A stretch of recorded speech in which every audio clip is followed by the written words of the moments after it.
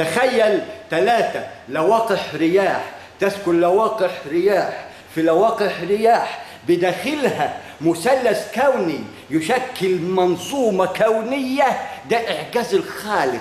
ازاي تقدر تخش انت يا بني شر يا بني حمير وادي ارفص القائم على ازواج تدخل وتخترق لواقح رياح داخل لواقح رياح داخل لواقح رياح، لانه وهم على وهم. الام كانت مقياس، وهم على وهن ترتقي الوهم في وهم.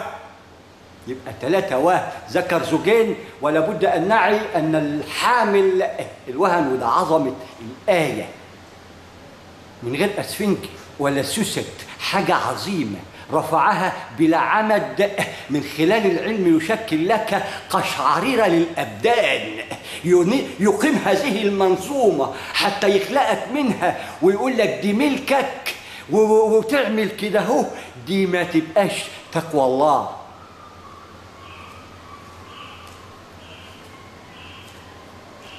فعندما خدنا قيلولة فوق نزل القرين هنا، وبقانون بقى زرع الشجرة بدأت تتعنصر وتتكسر لشعوب وقبائل. بقانون الطاقة الثابتة آدم زائد ثبات الطاقة حواء يساوي حركة دائمة بالمثلث رقم 3 شعوب وقبائل اهو. 9 مليار من زوجين، وشوف سبق قدكم تريليونات المليارات، وجاي مع مراعاة وضع الديمومة بدون توقف. انت اقل من المزيد ده احنا هوا في هوا في هوا.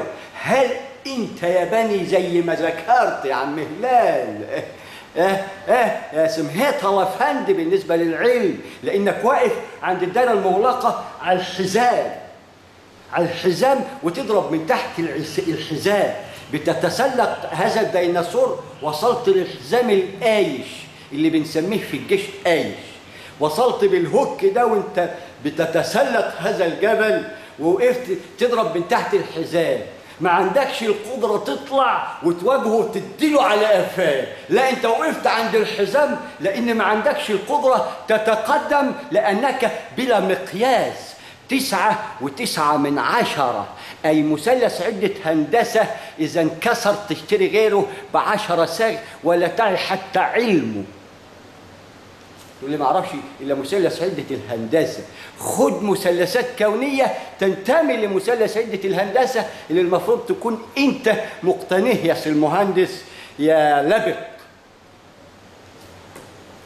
خد من هنا الهندسه الكونيه حتى تعي انك مهندس من خلال النمله اللي علمتك، ومهندس اما ذبحت اخوك بقانون الغراب اللي علمك ازاي توديه في نداهيه تاخدك عم هلال. ما هو هلال من هابيل من هبل من قابيل. ايه الفرق؟ الزوجين الذرتين اللي ارتقت اللي هي اول الازواج. ما هنا الحادثه بقانون الاحرف والارقام، جمع حوادث كونيه عظيمه، ولكنها على العلماء وبل انهم احتكروها واحتقروها، لان اللي يحترم العلم يحترمه، واللي يخنس ويحنس به يهين رب العرش العظيم. ولا بد ان نتوب الى الله ونعلم ان العلم لا نهايه له. ما تقولش هاكل منين، لا ده مجالك ده بدايه مؤديه الى اللا نهايه، ولكن دون تدبر منك انت 5 دقائق فقدت المقياس اللي يكون لك بدايه اللا نهايه. هو ده الموضوع فقط.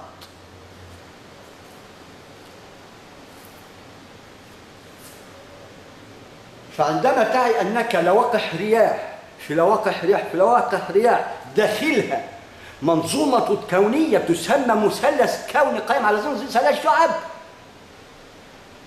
تخيل بقى ده يتنحت في الهواء وبه بني آدم. شوف قد إيه به من جبروت ديناصورات سبقوا أيام الخسف لما خدوا من كل زوجين 2 وماتوا في الغرق. ده أنت حدوتة يا عم حدوتة. عديت من واحد ازاي يلي نسبت العلم لنفسك وعامل لي قاعده علميه عريضه، اشي ابتدائي، اشي ثانوي، اشي اعدادي، اشي مش عارف ايه، اشي اكاديميات، اشي حفلميات، على ايه الجديد؟ ايه الجديد؟ زاد على 9.9 و99.9 و999 و9. ايه الجديد حتى تشكل من هذه الذرة لا كاملة منظومة مصفوفة يا راجل تسمى منظومة علمية قائمة على قاعدة علمية عريضة فاقدة المثلث، لأنها نست الله فنسانا أنفسنا. قعدنا نقول العلم بيننا وبينه رمشة عين، عندما تاخد أبعادها هنا تراها سور يأجوج ومأجوج، وتراه سور بباطنه الرحمة وخارجه العذاب، ما نحن فيه الآن بقانون ما يسمى وقودها الناس والحجارة، حتى تعي أنك السوء وقارنك نايم وانت بتحلم ساعة أو بعض ساعة أو يوم أو بعض يوم، أو إذا طولك شوية ومليت ما انتش عارف هروح فين يا شتاتي الشتات اللي أنا فيه ده، لأن بلا مقياس، وعندما يأتيني أنكره سيذهب بما أوتيك من علم، لأنك نسبت لنفسك وما قلتش إن شاء الله بقانون يأجوج ومأجوج هنعدي بكرة. فإحنا بنفحر بقانون يأجوج ومأجوج بمعول كوني يسمى لم كونية، من خلال لم حركية ولم شمسية ولم قمرية فيهم لم كونية. هذه اللام القائم عليها المعارج والمدارك. نحذر هذه اللامات اللي بتشكل كلاليب، ونتدبر أننا السوءة وساعة أو بعض الساعة بقانون وضع الدينونة لواحة.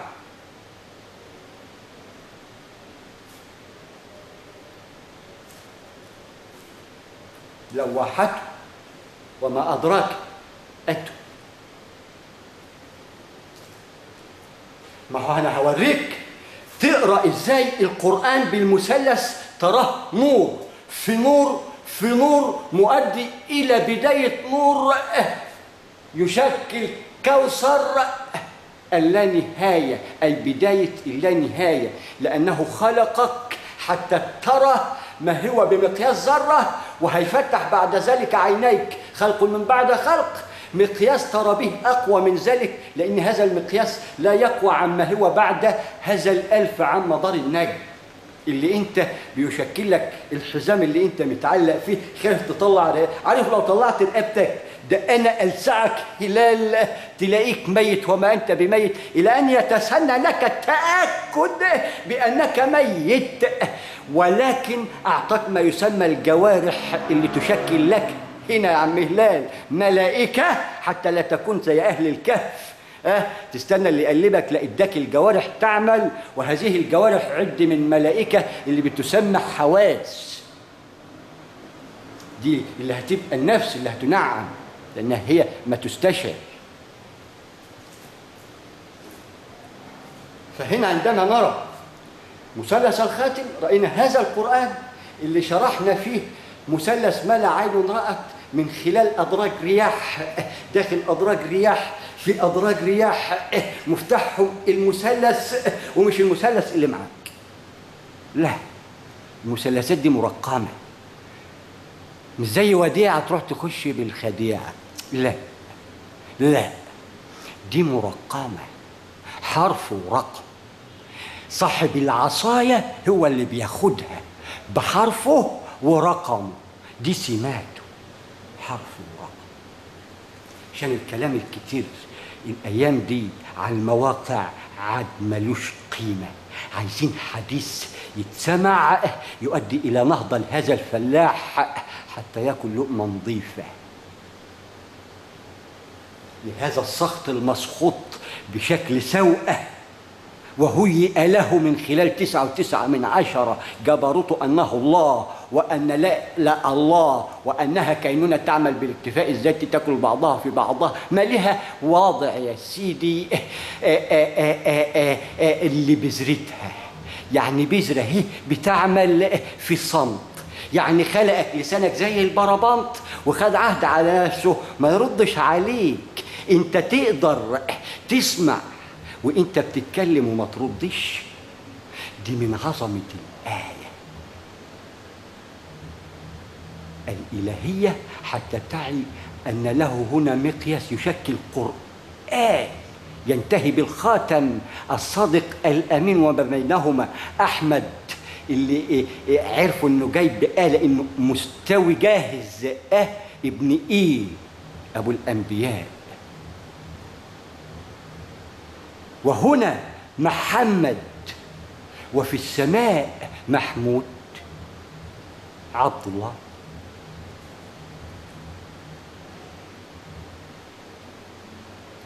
وأمه وما لحقهاش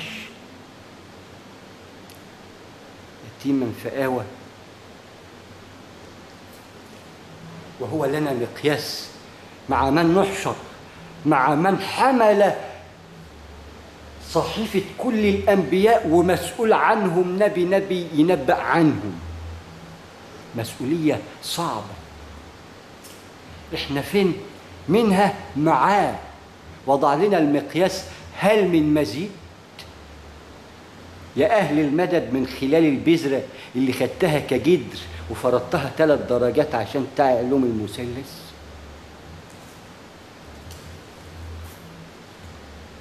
فبترى أن سيدنا محمد يشكل هذا القرآن ويقتني ما به بقانون القبل والبعد من علم.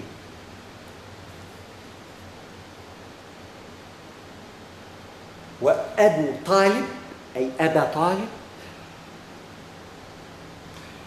يشكل النفس اللوامة اللي هو إحنا بقانون فرض كفاية بلا مقياس.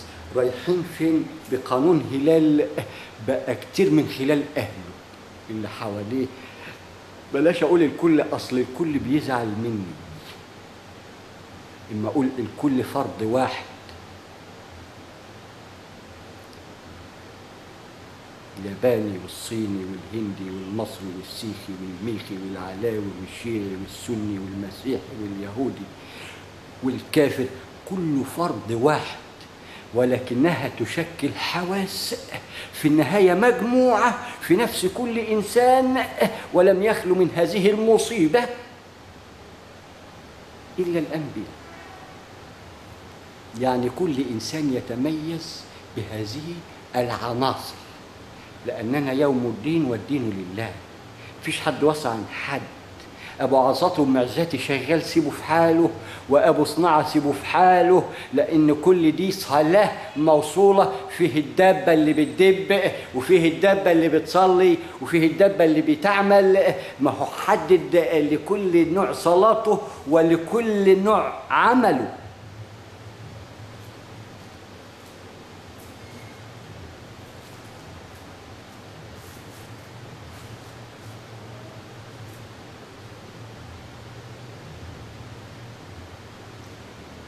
وأبو لهب يشكل النفس الخبيثة، لأن الكل يعي هو مش اسمه أبو لهب بس، ده عدة أسماؤه من كتر التلميحات أعرفوا ده مين. أبو لهب يعني أبو النار، مراته حمالة الحطب، حتى نعي أن الأم هي الأرض، وكيفية حمل الحطب اللي هو الزرع الأخضر، الشجر الأخضر نهره، ومن خلال الذرة الضوئية الحرارية المؤدية لحمل هذا العرش تشكل في جناح المثل. لأن وضع لنا هنا قرآن مبين جسده في البني آدمين، لأننا منه ونحن فيه، وفيه ومنه وإليه راجعون، وفيه لابسون إلى أن يعرج الزجون. الروح اللي هي نوع الأمر قسمت منه قد إيه؟ 100% ولا 101 ولا 9 من 10؟ بتاخد النفس الدرجة اللي هي الجوارح اللي هتنعم كما تنعم هنا، كسوءة تستشعر حتى تعي من خلال قانون الدواب هتدب فين؟ في عليين ولا عليون، لأن لهما سلطة. الأصل بيعيش في أبو 100,000 واخد جفوة ساعة أو بعض ساعة أو يوم أو بعض يوم أو فوق كده، ضيف على الله عله يتذكر. فبنرى بقى أبو لهب يشكل أبو اللهب أي أبو النار، اللي هي قانون وقودها الناس والحجارة، من 60 70 فوق 70 يعود ده للهب اللي من قطران وتخشى وجوههم النار. هو تقدر تدخل اشوف ايه اللي بيحصل على طول. الماده تتفاعل اللي هي البتروليه في جسدك من قطران من عوامل انت متكون منها تتواكب مع هذه الكينونه، بتتفاعل مع بعضها تنتهي بتراب. وخلقنا من التراب كل شيء حي، لانه اتكونت انت من التراب، والتراب ده اللي يشكل الزبد اللي داخل الماء اللي بتحمله بشكل لواقح رياح تسمى بخار الماء، بتحمل هذه النواة اللي من تراب ويسمى الرتق. شرحنا مثلث الرتق ده انه يعرض 4 بقانون الدفع الرباعي ويعود خماسي حتى نرى الواحد اللي مؤدي للديمومة وتتكاثر وينقصها من أطرافه من الزوجين، الذرة الذرية والذرة البشرية.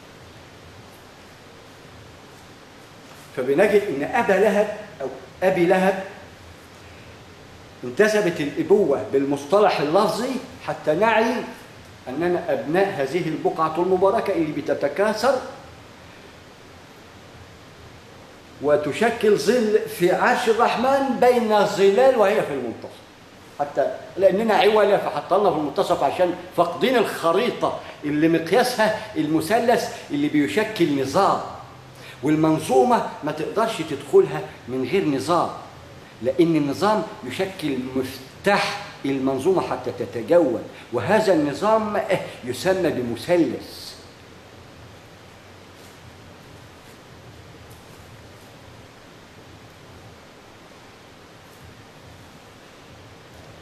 يبقى أبي لهب شكل نواة النار. يبقى بنجد عندما نقلب هذا المثلث لما بيكون واقف على الميمنة سيدنا محمد، في النص أبي طالب، وعلى الميسرة النفس الخبيثة أبي لهب، بنقوم نقلبه كده بنرى إن فوق اللون الأبيض أي الروح أي خير عمل، الوسطية اللي هو أبيض، الوسطية تشكل الأحمر أي التكتل الذري اللي هو قائم بين الزوجين المؤدي للواحة بقانون الكل لوامة. تحت أبي لهب لأنه نواة 70 نار السموم، هذا هو الحيوان إن كنا لا نعلم ونحن منه وفيه لابسين، لأنه يشكل الكتاب أين منه المفر، وكتابه كما ذكرت يشكل أحياء كونية، لا تنظر إلى الذرة أنها صماء ولكنها حياة ولها تسبيح، لا تنظر إلى الطاقة الثابتة الكتلة إنها ثابتة ما بتتحركش، يبقى لا لها تسبيح وصلاة، كلاهما لهما تسبيح وصلاة، ولكن نحن من لا نعلم بقانون 9.9 والمثلث عدة الهندسة اللي ما تعرفش كده. إلى أن تبقى تقيس هذا المثلث تجيبه كده وأنت تعرف إزاي.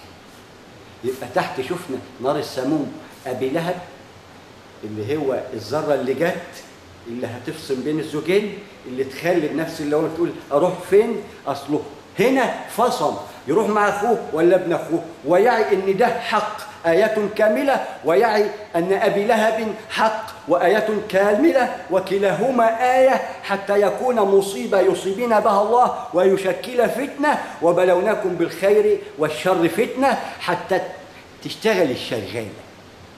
امال انت هتقف بينهم تعمل ايه؟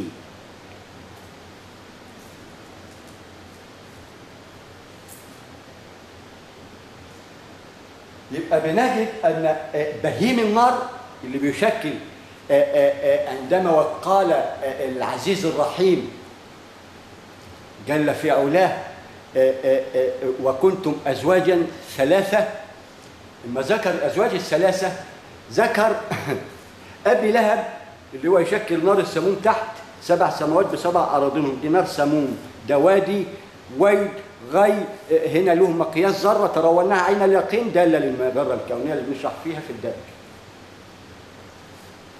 فبنجد أن أبي لهب يشكل نار السموم اللي هيجي منه مقياس ذرة تؤدي إلى فتقهما وفتقناهما. فهنا ترى الفتق من خلال تذبذب سيدنا ابي طالب، سيدي ابي طالب، ان هو عارف ان ده الحق وده الباطل، بس ده عشرات كامله وده عشرات كامله، ده نار السموم وده كقرآن يمشي، وما بينهما النفس اللوامه وتعي من هذا ومن ذاك، ولكن ده لازم يتقن آيته عشرات كامله، وده لازم يتقن آيته عشرات كامله، وده لازم يتقن آيته عشرات كامله، حتى نعي ان هذا ما يسمى مثلث نواه الذره البشريه ومن خلالها ستنجب نواة العشار المسلمة واليهودية والمسيحية اللي وحد بينهم وصلهم في صلاة الإسراء والمعراج.